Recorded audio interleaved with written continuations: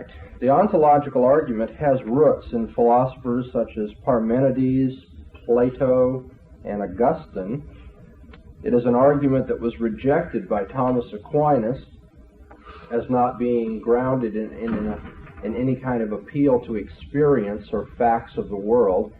And it has been rejected by Immanuel Kant because it depends upon the false notion that existence is a separate predicate. We'll be coming back to that. It's been accepted in various revised forms, however, by the continental rationalists like Descartes and Leibniz. The idealists of the late 19th and early 20th centuries often accepted the argument, and some recent apologists have accepted the argument, you'll find in reading through evangelical literature.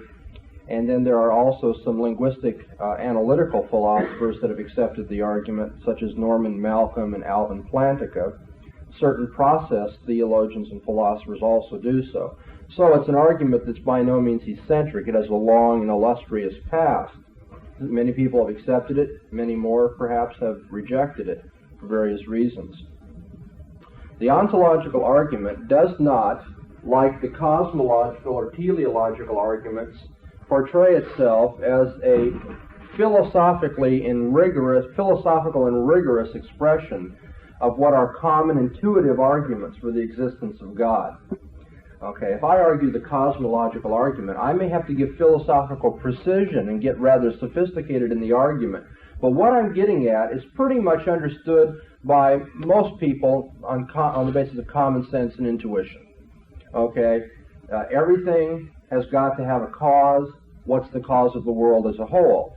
Now, a lot of people think in this way, whether they can think rigorously and give it philosophical expression or not. Somebody says, look at the order round about us. Now, how is it that this world has this feature of order and purpose if there isn't a God that gives it order and purpose? That's a common teleological argument, and again, we may try to give it precise philosophical expression, but most people in the street understand the general thrust of the argument. That is not true of the ontological argument. The ontological argument does not explicate what is a common and intuitive notion about the existence of God. It is the product purely of philosophical reasoning and thought. And to complicate matters, not only is this not simply putting rigorous expression to a common idea, that is, the thrust of which is felt by most people, it doesn't appeal to facts about the world. The ontological argument doesn't say, now look, if you'll just understand the world better, understand these facts, if you just reason from these known premises from your experience, you'll be able to deduce the existence of God. It makes no appeal to facts about the world. It is what we call a purely a priori argument. It's purely a priori because it makes no appeal to experience. It doesn't say, now look, you know from your experience that everything has a cause, or you know from your experience that there's order in the world. What it argues is that just from the a priori investigation of a certain concept, without appealing to experience, you can know that God exists. God's existence is to be proven by the ontological argument by an appeal to reason alone. Now you may notice in your reading assignment on page 13 how Anselm, when he stated this argument, made the following claim about it. He says, why then has the fool said in his heart, there is no God? Psalm 14, verse 1. Since it is so evident to a rational mind that thou dost exist in the highest degree of all. Why? Except that he is dull and a fool. Very strong words. Anselm says, it is evident to the rational mind that God exists, just from the very concept of God. It is evident to the rational mind that God exists, and only those who are dull and foolish are going to deny it. So if you're thinking clearly at all, you've got to think that God exists. That's what Anselm wants to claim. So he's claiming a very high degree of certainty by appealing to reason alone, saying that only those who are unreasonable deny the existence of God as he is portraying it. Well, we're going to be looking at Anselm's classical case for the ontological argument. Anselm, of course, is a well-known Christian saint of Canterbury, whose dates are 1033 to 1109. Anselm was influenced philosophically by Plato and Augustine more than anybody else. In fact, he was often called through church history the second Augustine. He was so influenced by him. Anselm adopted the Augustinian slogan, "I believe in order that I might understand." And by that, he seems to have meant that faith preceded reasoning when it came to divine matters. One first believed what God said, and then one was to reason about it. Yet elsewhere in the writings of Anselm, you don't find a purist position on that notion of letting faith precede reasoning.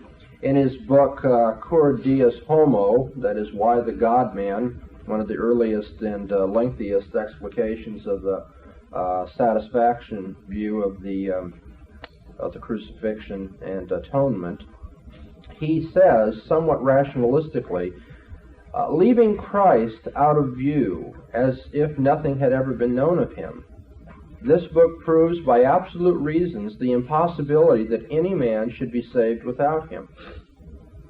Now, although it turns out he smuggles in a lot of biblical premises, his attempt here is to be utterly rationalistic. Let's just leave out everything that God tells us, and let's just reason on the basis of our common understanding.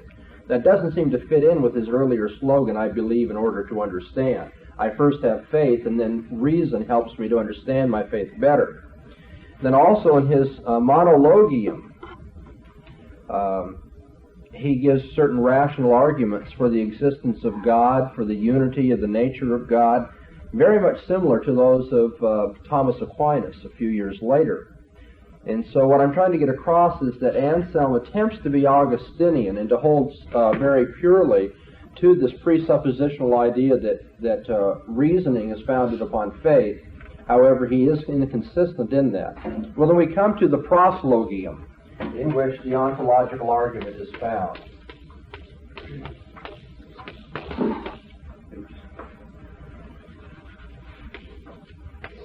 The Proslogium is the discourse in which Anselm argues for the existence of God according to the ontological argument. This argument begins with the conception of God as all perfect.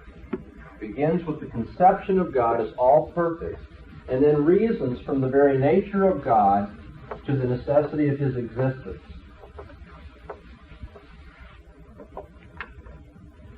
Okay. We begin with a conception.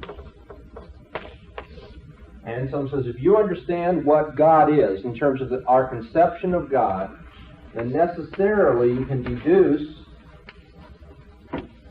God's existence. From the conception of God, we can prove the existence of God, and that is what is at the heart of the ontological argument. God's existence is entailed by his very nature. The argument, I'm going to put the argument to you a few ways, just so you kind of get the idea. In its most simple form, in the simplest way you can understand this, Anselm says, God is perfect. Perfection entails existence. Therefore, God exists. Right? God is perfect. Perfection entails existence. Therefore, God exists.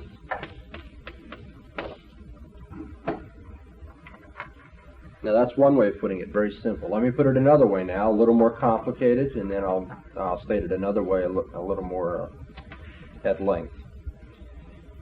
He formulates his argument in this way: God is that than which no greater can be conceived. By the way, that very convoluted syntax is what makes your reading so difficult in Anselm. I'm sure many of you had to look at the sentences over and over and over again, because you see he gets the comparison up there early in the sentence, and it's very, very difficult to read. But nevertheless, God is that than which no greater can be conceived. God can be conceived but there's nothing greater that can be conceived. So he is that than which none greater can be conceived. He is the highest conceivable. Okay, he's the greatest conceivable thing than that which none greater can be conceived. Okay, that's the nature of God. That's the conception of God that we have. No greater is conceivable. He is the no greater is conceivable one. God is then that which none greater can be conceived. Now, Anselm reasons, a God who exists outside of the mind is certainly greater than one who exists only in the mind. Okay, if God is that which no greater is conceivable, then what is greater? Something that exists in the mind alone, or something that exists in the mind as well as outside of the mind? Which is greater? A mere idea in the mind, or something that actually exists outside of the mind? Well, obviously, something which exists outside of the mind is greater than that which exists only in the mind. Thus, if God existed only in the mind, a greater than God could be conceived, namely, one existing outside the mind. So if God exists only in the mind, he is not that than which none greater can be conceived, because we can conceive of something greater than something existing only in the mind. And that's impossible by the very nature of the case. Therefore, God exists outside the mind.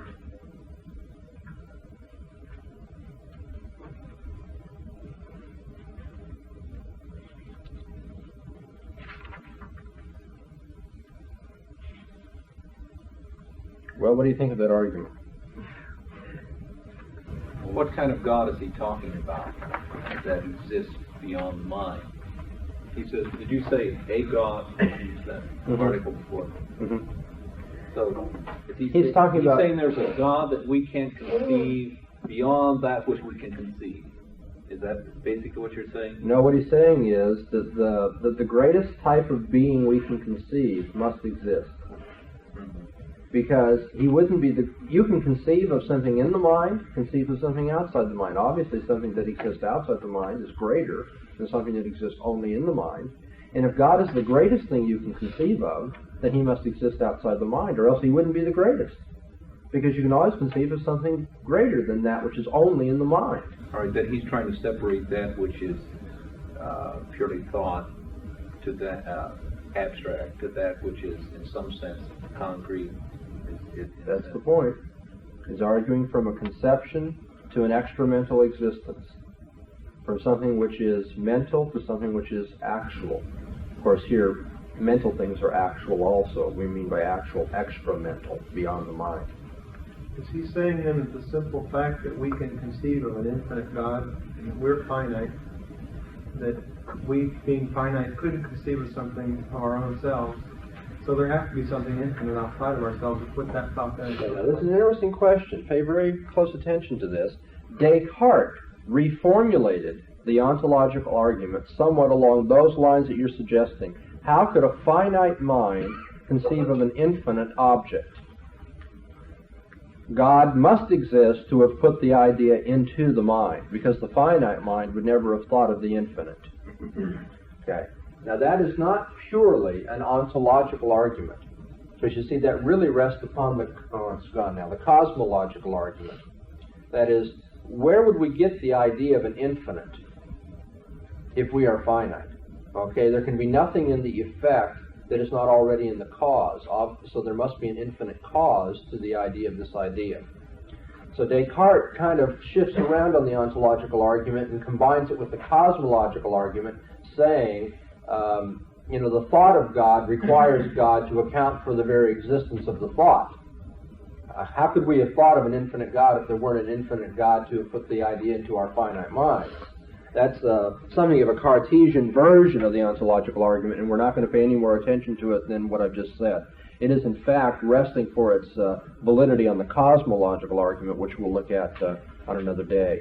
Let's go back now to the ontological argument, Anselm's purest version of it, if you will, where it says the very conception of God as that which is the greatest, the most perfect, requires that he exists outside the mind, because if he didn't exist outside the mind, there'd be something greater than him.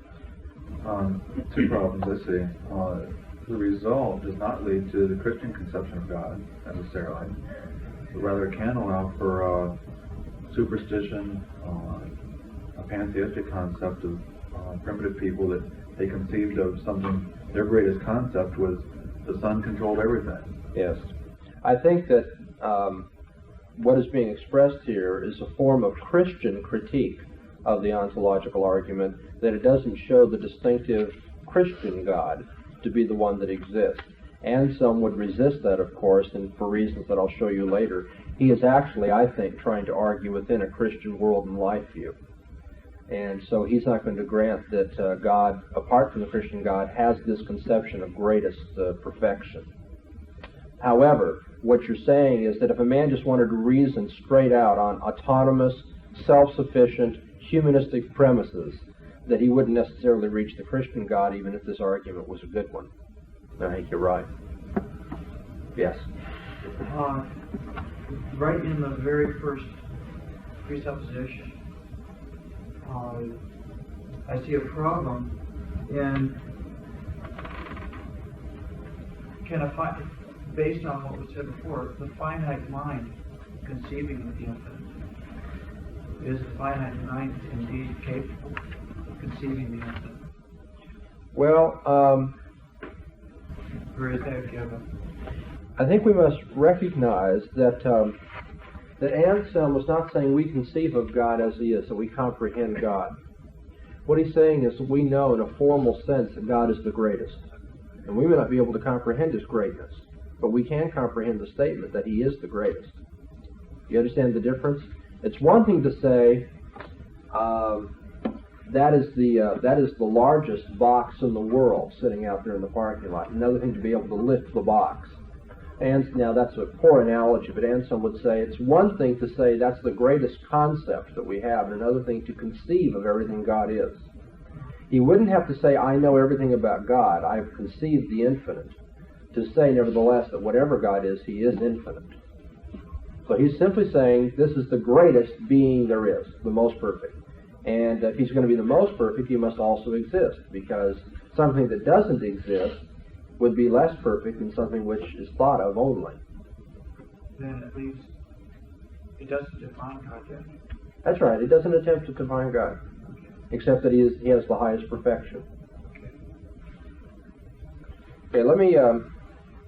I realize, of course, that this seems to be an argument that is just playing with words. A lot of people. It seems like there's just something wrong with this. It's much too easy. As some people have said, you just can't define God into existence. And it appears that God is just being defined as existing by means of this argument. But before we look at the criticisms of it, I do want to restate it for you and make sure that we've understood it properly. As I've said before, the argument here is turning on entirely turning on the concept of God. Anselm first defines God as a being than which none greater can be conceived. God is then, by definition, the greatest being conceivable, not merely the greatest being that happens to exist. God isn't just the greatest of the things that happen to be around. He's the greatest of anything you can conceive of. If it were possible to think of a being greater than the greatest that actually is, then, according to Anselm's definition and its implications, this greatest actual being would not be God. God would not exist. The very fact that there are atheists who say, with the fool of the Psalms, that there is no God, this suggests that this situation is at least a possibility. Anselm tries to show, however, that on examination, atheism can't even be stated. For the statement that God does not exist is self-contradictory. And this is where I think it's valuable you might want to note in your notes. The statement of the ontological argument by Plantinga, one of the authors you read in preparation for today. You did read Plantinga in preparation for today, I hope. He gives a statement of the argument that puts it as a reductio ad absurdum. Assume that God does not exist. Now, what is God? What do all these premises entail? And it turns out that that premise, God does not exist, is self-contradictory. He puts it in the form of reductio ad absurdum. As Anselm says, atheism is self-contradictory. As self-contradictory as saying that fire is water or water is fire. It's as self-contradictory as saying this square does not have four sides. Here we have a square, but it doesn't meet the definition of a square. Here's atheism saying we have a concept of God, but it doesn't match up to the concept of God. Atheism is self-refuting on logical grounds alone, then. And the demonstration by Anselm goes something like this. We can distinguish between a thing's existing in the understanding and its existing in reality. For example, we can distinguish between a painting that is merely planned and the same painting after it's been executed. Okay? Think in your mind of the artist planning his painting. Here's the idea of a planned painting. Okay? Here's the Mona Lisa in conception. But you can also think of the Mona Lisa as executed. You can actually think of the actual painting itself. That atheists speak of God at all shows that the being who is greater than any other that can be thought exists in the understanding. As we all have an idea of God, you know that the idea of God at least exists in the understanding. Okay, we all have a mental conception of God. But in this one case, it is impossible for the being in question to exist only in the understanding and not in reality also. In this particular case, it's impossible. Now, you could have the idea of a Mona Lisa and only the idea of a Mona Lisa. There's nothing in the idea of the Mona Lisa that means there must actually be a painting of the Mona Lisa. It might just be a mental plan. But in the case of God, you can't simply have the idea of a God, because that idea is the idea of that which none greater can be conceived. If God existed only in the understanding and not in reality, then it would be possible to conceive of a being who, though otherwise identical with this God, existed both in the understanding and in reality, and in that case would be greater than the being who exists only in the understanding. If you have a God who's only in thought, he's not as great as a God who is in thought and in reality. Now, since this is impossible by definition, no being who existed in the understanding alone could be the greatest that can be thought of. So, the greatest conceivable being must exist in reality as well as in the understanding, and that is simply to say that God does exist. Briefly, to deny God's real existence is to imply that there could be something greater than God, something that had real existence. But nothing could, by definition, be greater than God, therefore God must have real existence. Run that by one more time. Okay, let's put it one more time. Slowly. To deny God's real existence is to imply that there could be something greater than God. Namely, something that had real existence. Okay? If you deny that God has real existence, then you have to grant that there's something greater than God, namely something that really exists. But that, by definition, is impossible, because there's nothing greater than God. That's what we mean by God, the greatest. Therefore, God must have real existence. God's nature, which is conveyed by the very word God, includes existence within it. If you want to put it this way, the essence of God, the very conception or nature of God, the essence of God implies his existence. The essence of God implies his existence. One more time. The essence of God, the very concept of God as the greatest or most perfect being, implies that he exists.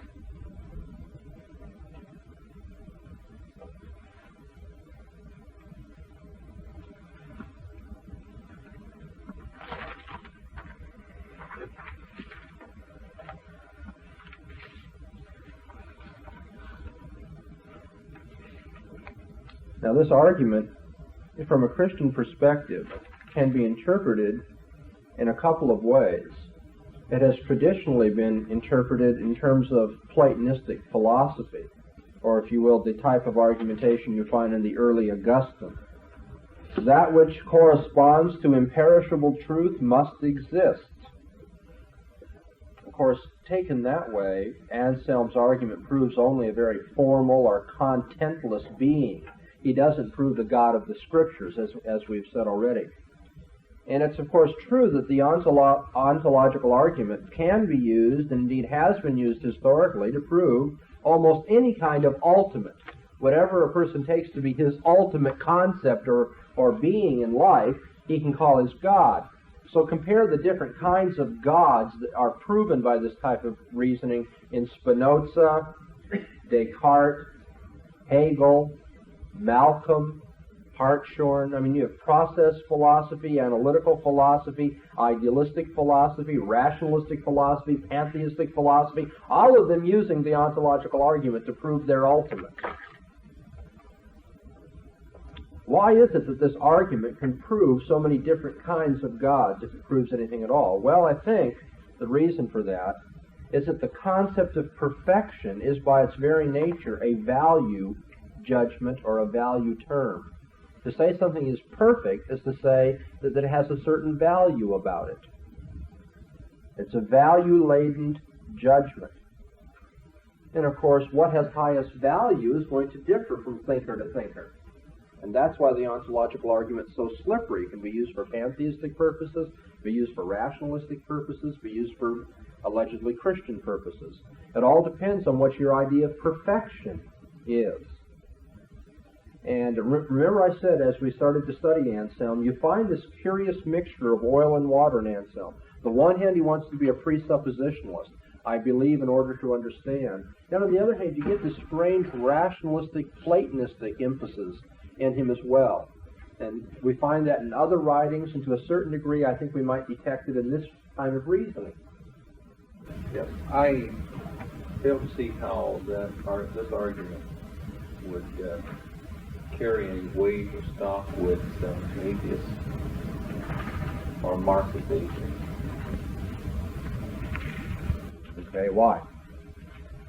I don't differ with you, but I mean, it isn't enough simply to state that it has no stock. You have to say why. We imply by this argument that there is a God.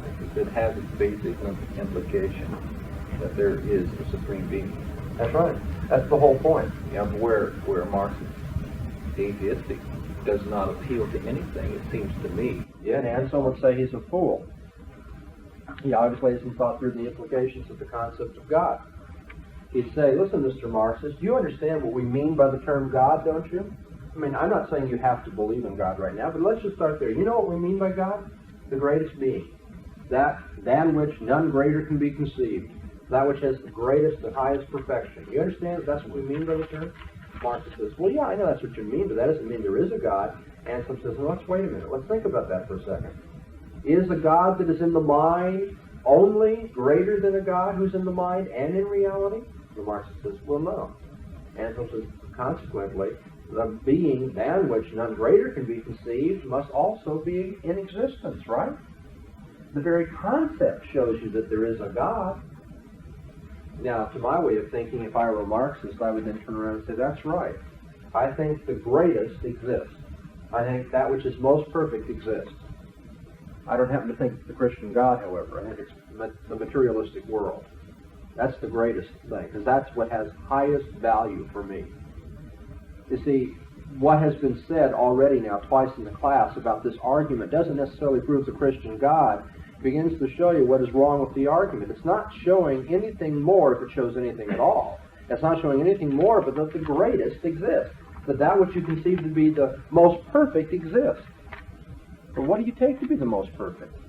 Okay, so it goes back to the presupposition as to what you understand That's right. the greatest thing to be. That's right. Now I'm going to go back in toward the end of this class period and argue that Anselm, although he seems Platonistic and rationalistic in this argument, and it's certainly subject to criticism, there's another way of interpreting Anselm which is more presuppositional and quite acceptable to me.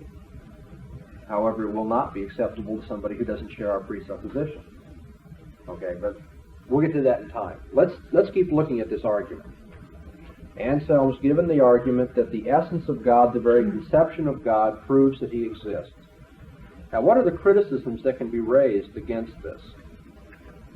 Well, on the first hand, we have to ask whether the very concept of a being than which none greater can be conceived is a coherent or meaningful concept.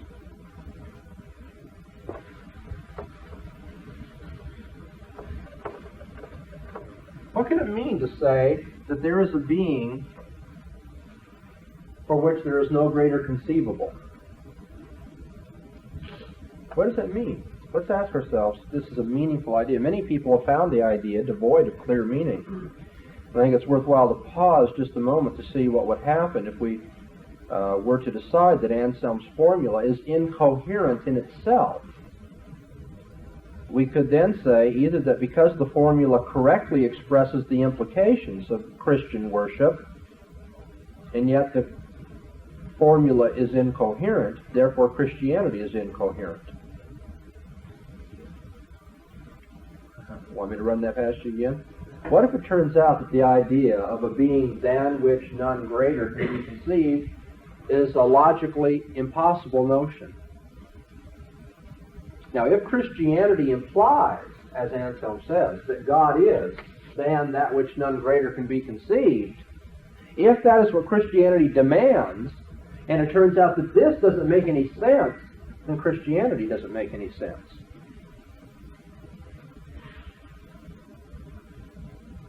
Or somebody could say that because the formula is incoherent, that is, because this formula doesn't make any sense, and yet Christianity is true, therefore Christianity doesn't imply this formula for God.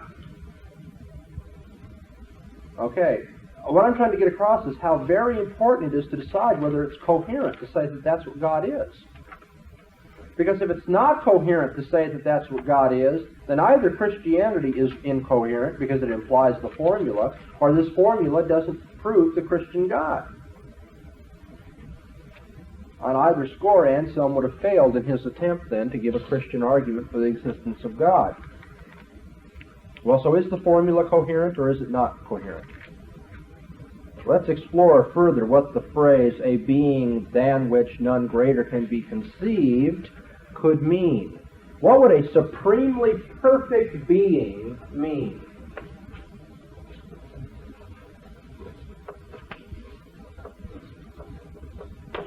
What could this mean? That God is supremely perfect.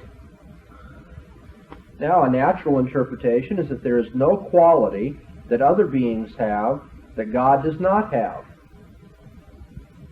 Okay, if he's supremely perfect, that means every perfection is his. And a perfection in traditional philosophical language, especially the Middle Ages, means a property. Any positive property is a perfection. Okay, now if God is supremely perfect, that means there is no property, no perfection that other beings have that he doesn't have. Well, if that's true, how do we avoid endowing God with physical properties? And if God is every perfection, that means God is a certain size, spatial size, right?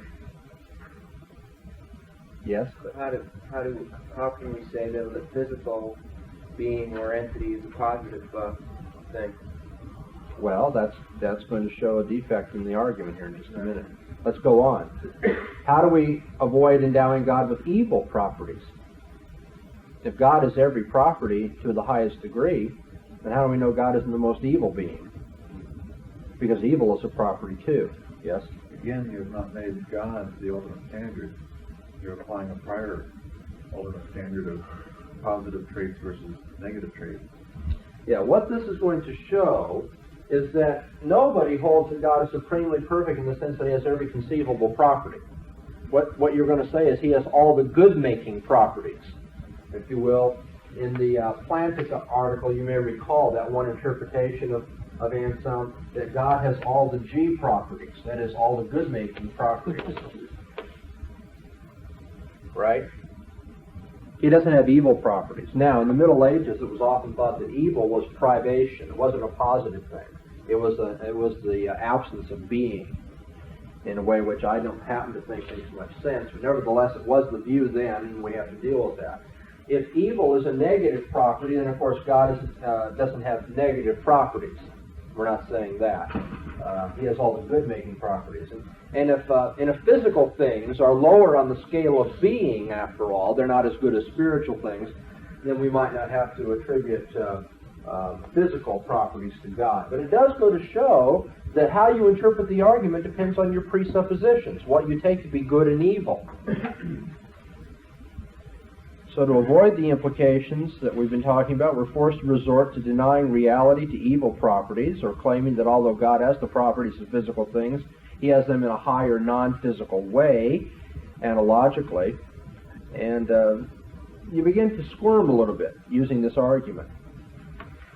A way of avoiding such problems is to stress that the word greater in our definition, as we've said, is an evaluative word. It's a word having to do with values. So that one being could be greater than another and yet be without some property the other being has, if it is in some way better, for example, morally better, not to have that property than to have it.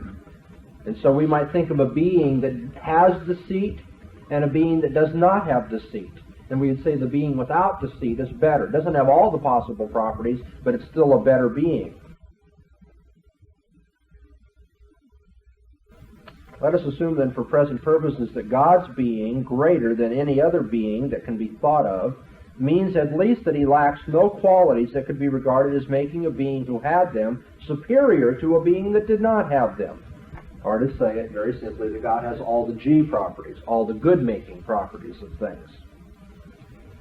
The definition of God still seems to suggest something about the degree to which God has His qualities, though, that He must have them to an unsurpassable degree.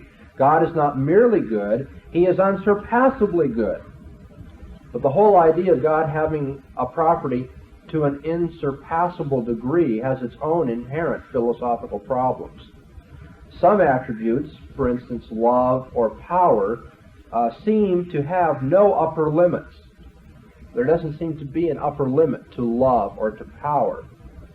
Whereas other properties like truthfulness do seem to have ceiling limits. They have limits to them. Let me explain. Once somebody has been conceived of as invariably and completely truthful, you can't conceive of a being that is more truthful than that.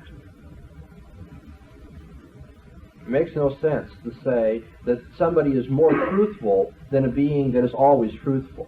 See, there's a limit to the idea of an unsurpassed truthfulness doesn't seem to be very sensible. It's doubtful whether it means anything to claim that God has limitless qualities then, to a greater degree than any other being does. Because then you have to start specifying in what sense qualities have limits and so forth and so on.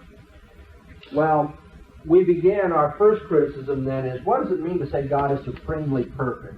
We begin to see some problems here, don't we? We see that it all depends on your presuppositions, what you mean by the good-making properties, how you define properties, what do you mean by unsurpassable perfection, questions of that nature. But then there's a further kind of problem. Gaunilo, the monk who wrote against Anselm, suggests a number of arguments that time prevents us from going over in our readings. But nevertheless, the key argument is what might be called a reductio ad absurdum of Anselm's argument. That is, he takes Anselm's premise, his manner of arguing, and deduces an absurd conclusion from them. A reductio ad absurdum, showing there's something wrong with the argument because it proves far too much. It proves absurd things too. We've had some question about what a supremely perfect being might mean, and now we have some questions about the reductio ad absurdum that's involved in this argument. Gaunilo said, well, I can think of an island that is the most perfect island. Now, obviously, the thought of the island is less perfect than the existence, the real existence of the island. Therefore, using your premises, the lost island must really exist, Anselm. The lost island being a traditional literary feature in his day, the idea of an island no man has ever inhabited. It's perfectly endowed with all the most luscious fruits and the perfect weather, unlike Ashland, Ohio, and other sorts of things. And so Gaunilo says to Anselm, it does seem, therefore, that the very concept of this island proves the existence of the island, which is absurd. Therefore, how can you argue from the very concept of God to the existence of God? Okay, Anselm attempted to answer that argument, but I just want to list for you now some of the major problems we have with it, and then get on to a better way of looking at the situation. Thirdly, the traditional argument against, I should have told you up here that the philosopher Leibniz asked the question whether the very concept of God is coherent. He says you must first be convinced that the concept of God is coherent before Anselm's argument could be used, and that's what we've been asking in some detail of the Leibnizian question. Does this make sense to think of a being than which none greater can be conceived, a supremely perfect being? And then, of course, the monk Gaunilo is known for his reduction ad absurdum of the argument. And then the traditional argument that has come down from Enlightenment philosophy against the ontological argument is Kant's argument that existence is not a property in the first place. And therefore, if it's not a property, it's not a perfection. And if it's not a perfection, you can't argue that the most perfect being necessarily exists, because existence is not a predicate, it's not a property.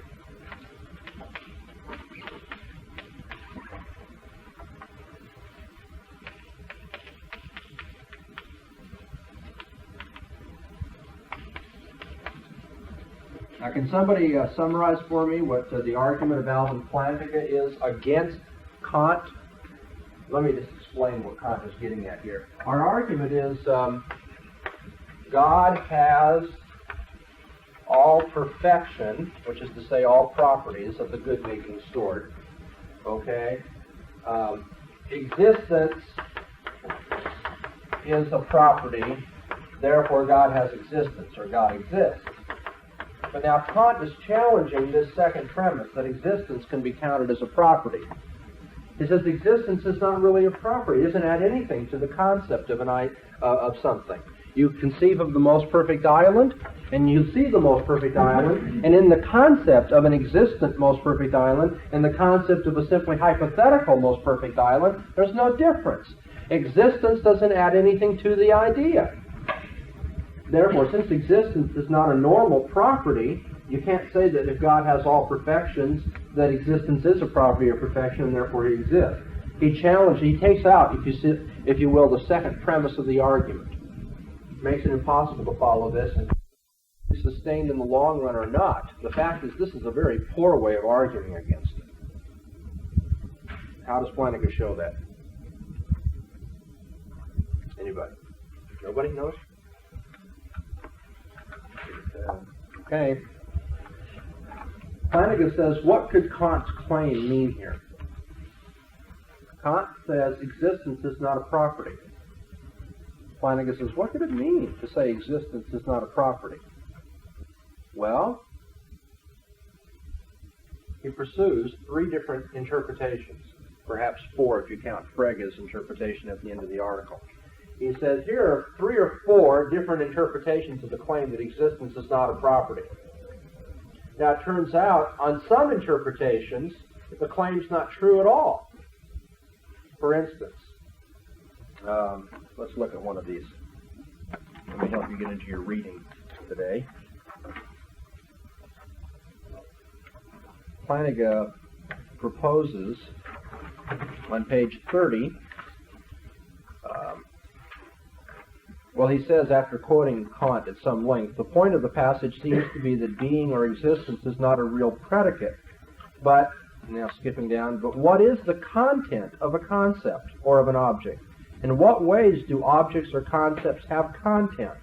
Kant gives us very little help in the passage under consideration in understanding what it is to add something to a concept, what it means to say that a concept contains as much as an object, or what it is for a concept and its object both to have content, the same content at that.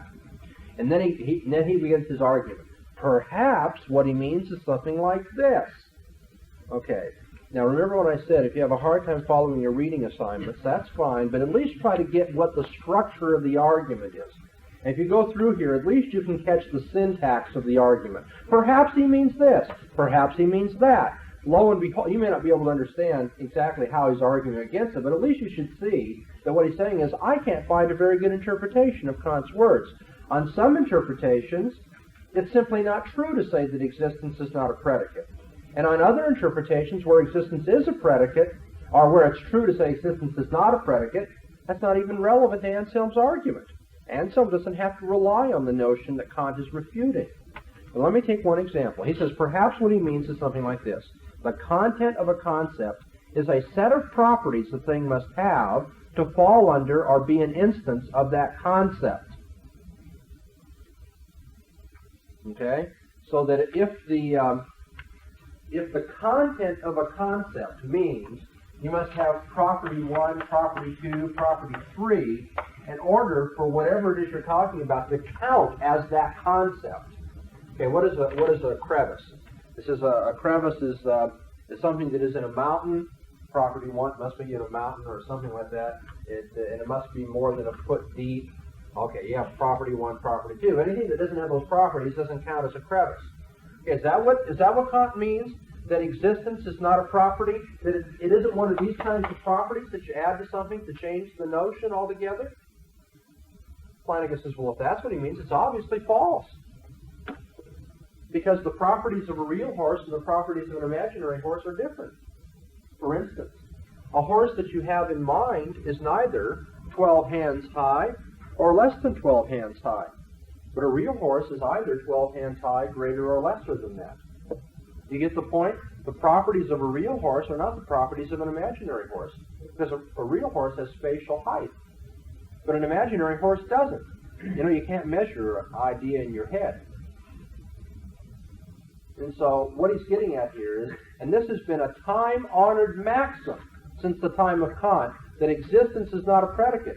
Flanagan says, well, that's really a silly sort of thing to say, isn't it? If you take it on this interpretation.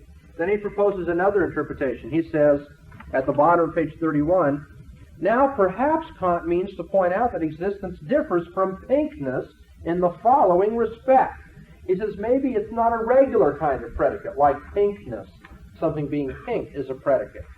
And he proposes a way of dealing with this. He gives an objection to it on the bottom of page 32.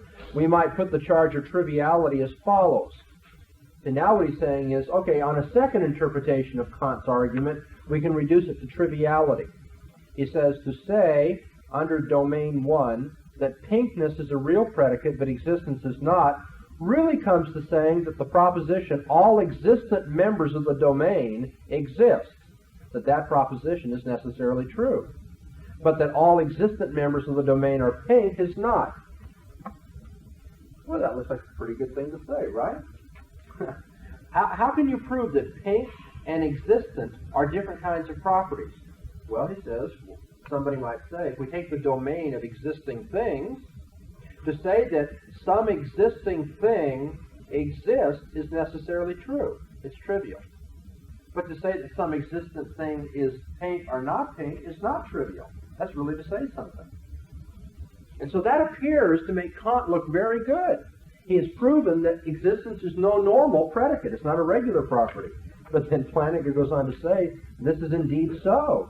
But it seems no more illuminating in the present context than the parallel remark that can be made, that although all pink members of the domain are pink is necessarily true, all pink members of the domain exist is not necessarily true. That's the end of that. He's done an excellent job of reducing this argument to nothing. What he says, Kant, you're just getting at the obvious claim that all existing things exist, but not all existing things are pink. But we could also say all pink things are not necessarily existent, but all pink things are necessarily pink. Okay, so if I have the concept of a pink wall, it necessarily is pink. But the concept of a pink wall doesn't necessarily mean the wall exists. And therefore, the idea that existence is a property different from normal properties doesn't pan out. Well, then he turns to another proposal for interpreting Kant's argument, and he says, well, now this one seems to work. This one seems to be fairly good. But then he adds this devastating addendum that although that is a good argument, the interpretation of existence proposed, making Kant look good, has nothing to do with Anselm's argument. Anselm doesn't use that concept of existence, and therefore Kant's argument doesn't touch him. Okay. Now that's about all I'm going to get into Kant, because I realize not all of you are Kant scholars or philosophical scholars are necessarily interested in all those things. But I do want to point out that the traditional argument by Kant is that existence is not a property, therefore you can't conclude that a most perfect being necessarily exists. And that Mr. Plantinga, Dr. Plantinga here, has shown that this claim by Kant is susceptible to many interpretations, not all of which are true, and the ones that are true are not relevant to Anselm. Okay, now in your reading you also find an attempt to resurrect the arguments used by Anselm, this attempt being made by Norman Malcolm, a Wittgenstein scholar and an analytical philosopher in America of no mean reputation, one of the best-known philosophers in America in the last 20 years. And it was rather devastating to the philosophical world when Norman Malcolm came out defending the ontological argument, which everybody had just poo-pooed for years now, saying you can't define God into existence.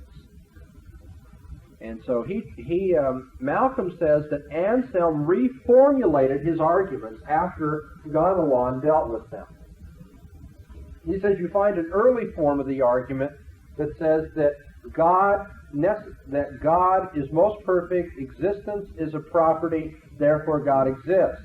And that's a bad argument. But after Gaunilo tried to refute his approach, Anselm gave then a different ontological argument, and this one uses the concept of necessary existence rather than simple existence. Okay? Malcolm says Anselm finally got around to stating his case better by saying that the concept of a necessarily existing God calls for the real existence of him, not just the concept of a God that has most perfection, and that includes simple existence. To put it very simply for you now, the first form of Anselm's argument appeals to existence as a property or predicate, but in the reformulation of the argument, Anselm dealt with necessary existence. There's a different notion of existence. It isn't that God has just simple existence like any other object. He has necessary existence.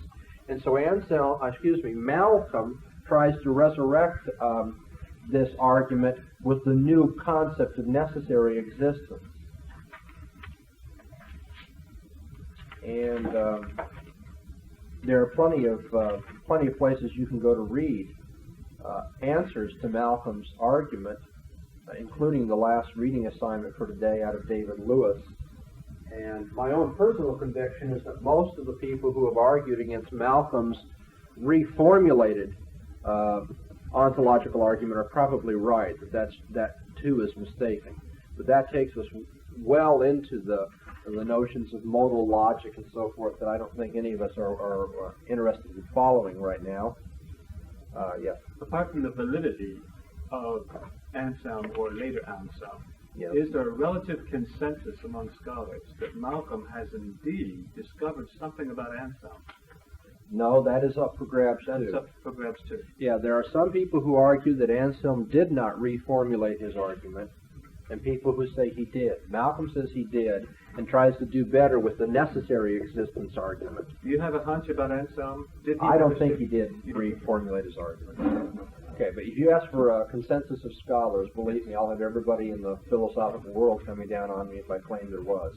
No, that's just hotly debated. Did Anselm change his argument? And then those who believe that he did, what is his argument? And then after that, there's arguments as to whether that's a good argument or not. So it's really up for grabs. But now what does David Lewis argue against Malcolm here? Very simply, David Lewis looks at the claim that a perfect being exists in our understanding. Now, do you all recognize that premise? That's one of Anselm's premises, right? He says, God is, by definition, the being than which none greater can be conceived. Now, he says everybody has this concept of a perfect being in his understanding. Okay, everybody's got that concept in his understanding.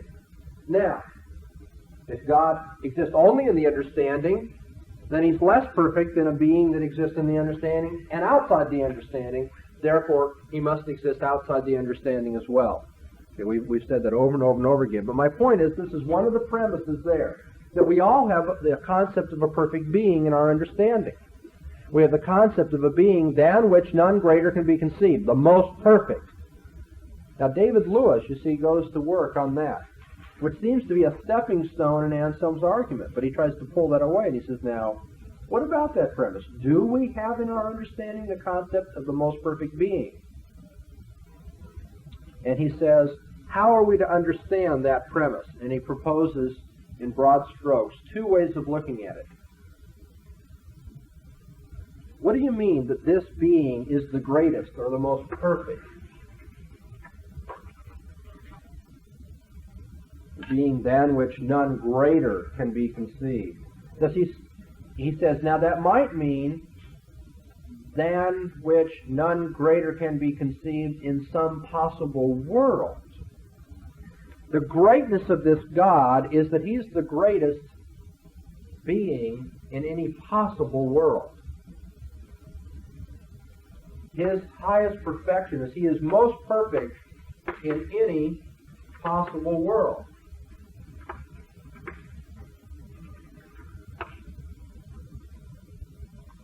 Okay? That is, this is the highest concept of a being, a concept of the greatest being, concept of the most perfect being if you're thinking of possible beings. This is, of all the possible beings, the greatest.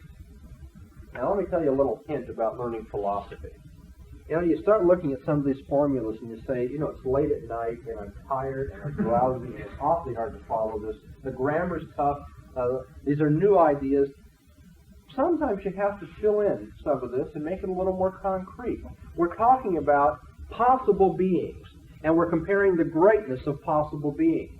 Now, I dare say it would have helped your reading if you would have just filled in that idea. What are possible beings? Well, think of a few imaginary beings. Santa Claus is an imaginary being, isn't he? Superman is an imaginary being. Batman is an imaginary being. What these guys are getting at is, now, which is the greatest of all those imaginary beings? Is Batman greater than Superman?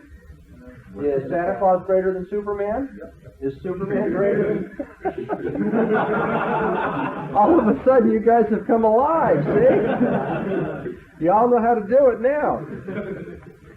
Getting back to Anselm, however, he's saying, David Lewis says, Anselm claims that a perfect being exists in our understanding. We have the concept of the most perfect being.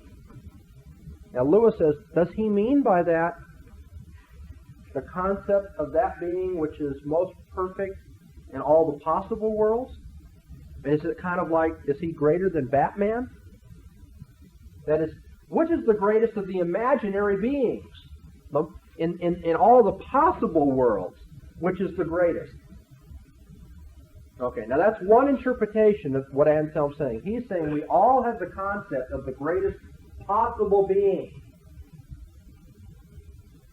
But if you see, if the greatness of this being is the greatness in possible worlds, that doesn't prove that he exists at all.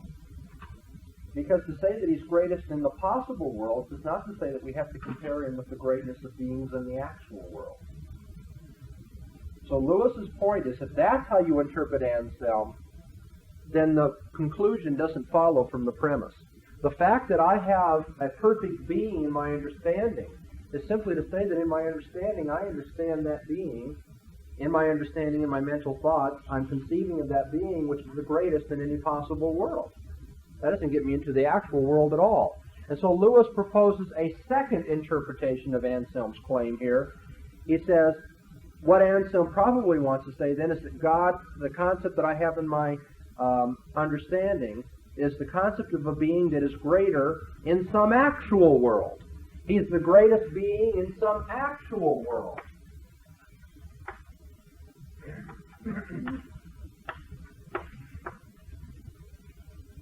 Okay, what is this being that I'm thinking about, Anselm? Is it the being that is that is the greatest in any possible world? In which case, it doesn't have anything to do with your conclusion. Or is it the being that is the greatest in some actual world? The greatest actual being in our world? And Anselm, if that's what you mean, then you have to give us some reason to believe that God is the greatest being in our actual world.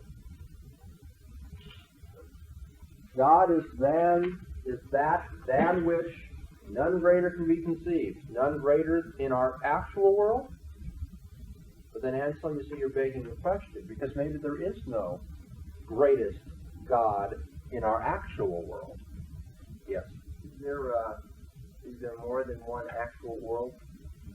Because if there's more than one actual world, then no, there's not more than one actual world. That doesn't make any sense. Dual reality? No. There may be many possible worlds. A world where there is Wonder Woman, in a world in which there is Superman, in a world in which there is Wonder Woman and Superman, and then a world in which there's Wonder Woman, Superman, and Santa Claus. These are all possible worlds. But there's only one actual world. So by what world, is? By world you mean universe, then, not restricted to just Earth or just our solar system. Precisely. Okay. One system of reality. Yes, sir? I'm kind of hesitating to ask this question. Don't hesitate. I haven't done my reading yet, that's why. But That will make it harder. when I look at, I agree with what you're saying here. I mean, it makes sense to me. It's logical, but it seems to me that a non-believer could come up with something just as, logical from his standpoint. Well, that's what we have here. David Lewis is an unbeliever, is saying, look at this argument. It doesn't pan out. This argument doesn't work. Kant says the argument doesn't work. Gaunilo says the argument doesn't work. Leibniz says there's some serious questions about the meaning of the argument. And what we've been looking at is ways of resurrecting the argument, but now it turns out that Malcolm's attempt to do better by the argument is not working out any better. That's what I'm talking about, David Lewis. That's why the reading is as it is.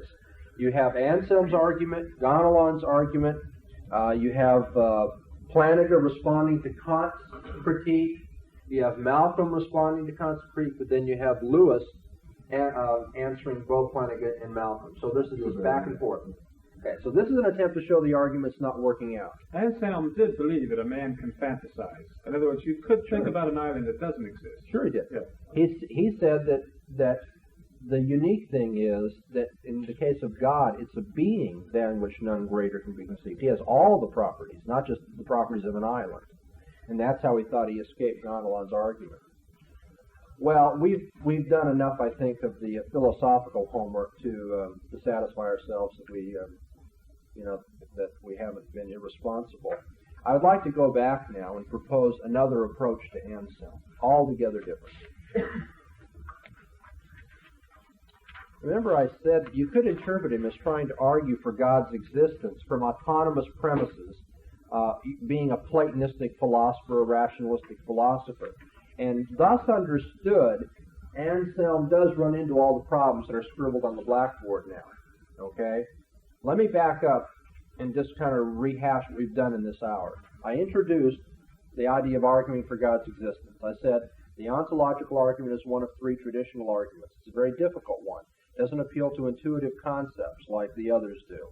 It is purely rational. The idea, the very concept of God proves that he exists.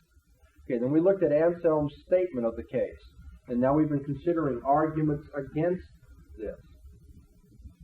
I'd like to suggest now that Anselm, although he equivocates on this, may have been arguing in a presuppositional fashion in the following sense.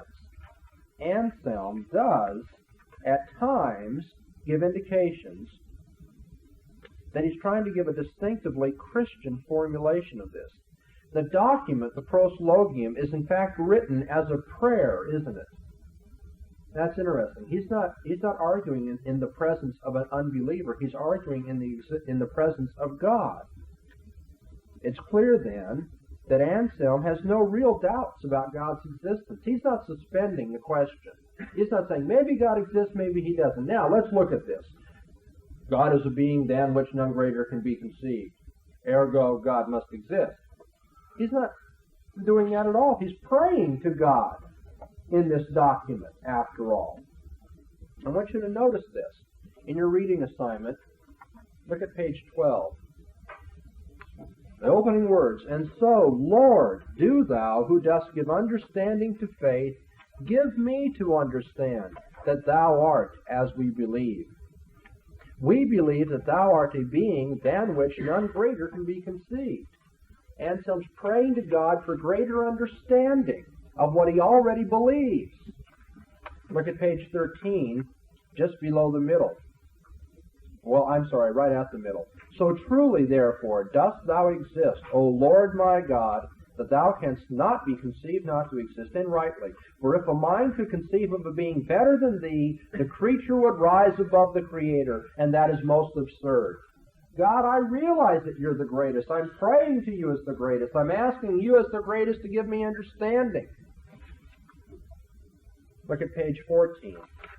Anselm suggests at the very end of the reading there, he says, "I thank thee, gracious Lord, I thank thee, because what I formerly believed by thy bounty, I now so understand by thine illumination, that if I were unwilling to believe that thou dost exist, I should not be able not to understand this to be true."